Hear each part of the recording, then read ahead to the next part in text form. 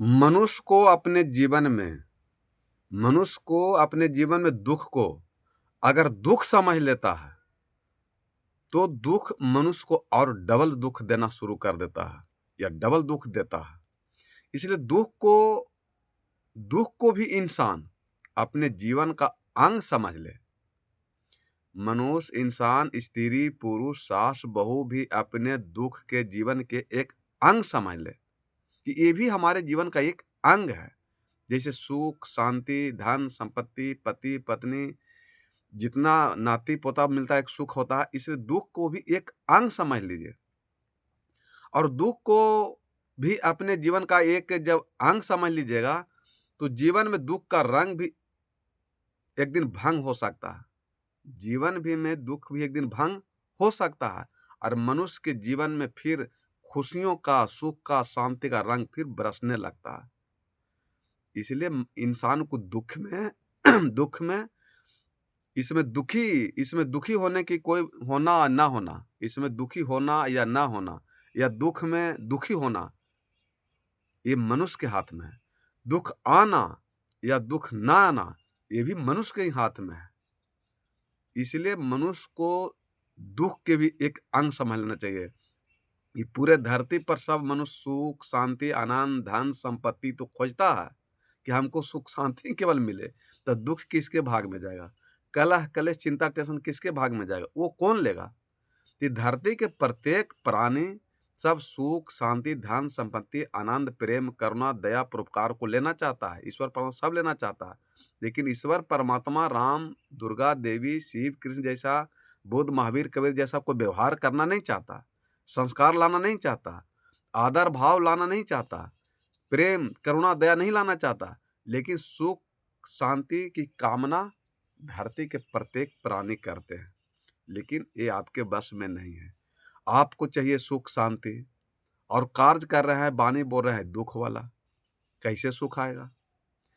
कोई आदमी अहंकार, क्रोध, घमंड करे, गाली गलौज करे, किसी को जीव हत्या करे, दारू पिए, वो आदमी सोचे कि हमारे जीवन में सुख आ जाए, तो कैसे होगा? सुख का रिश्ता दारू, ताड़ी, मांस, मछली, मुर्गा, अहंकार, क्रोध, घमंड से नहीं है। सुख का रिश्ता आपके शांति से है, दया से है, प्रेम से है, करुणा से है, परोपकार से है। किसी को दुख में द्रवित हो जाइए, उसमें सुख है। आप माता पिता को सम्मान कीजिए, जितना सुख प्राप्त करना है कर लीजिए। आप अपने पत्नी को सम्मान दीजिए, जितना सुख शांति प्राप्त करना उससे ज्यादा मिल जाएगा। आप अपने पति को सम्मान दीजिए, जितना सुख शांति प्राप्त करना उससे ज्यादा मिल जाएगा।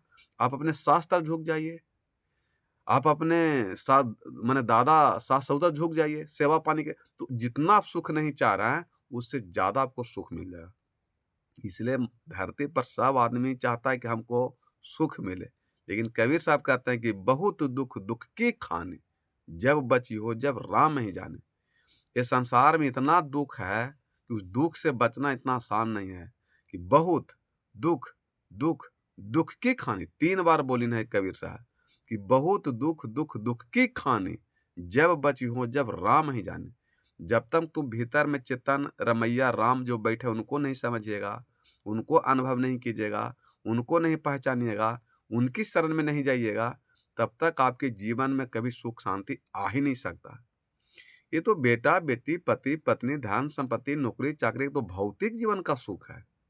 ये जन्म मरण का मोक्ष मुक्ति प्राप्त करना चाहते हैं, सुख शांति चाहते हैं कि हमको जन्म न हो, कष्ट न हो, मृत्यु न हो, जख्म न हो, एक्सीडेंट न हो, बुखार न हो, हैजा न हो, कैंसर न हो, कोलरा न हो, एक्सीडेंट न हो। तो आप निरंतर आपके भीतर में जो परमात्मा है उनकी शरण में जाइए, तो सदैव के लिए जन्म मरण से मोक्ष मुक्ति हो जाइएगा, कल भव सागर पार हो जाए। इसको सुख कहा जाता है। ये जो आप हम जो कार्य कर रहे हैं, माने कमाना खाना नौकरी चाकरी जो कर रहे हैं, ये सब तो भौतिक जीवन का सुख है ना। ये तो शरीर मिल गया है तो हमको रोटी कपड़ा और मकान का व्यवस्था करना प्रत्येक इंसान का, मनुष्य का कर्तव्य धर्म। ये भक्ति नहीं है। माता पिता, पति पत्नी, गांव घर समाज से अगर प्रेम से बात करते हैं, गम खा लेते हैं, झुक जाते हैं, तो ये भक्ति में आपको मदद करेगा। ये आचरण चरित संस्कार व्यवहार ये भक्ति में आपको मदद करेगा।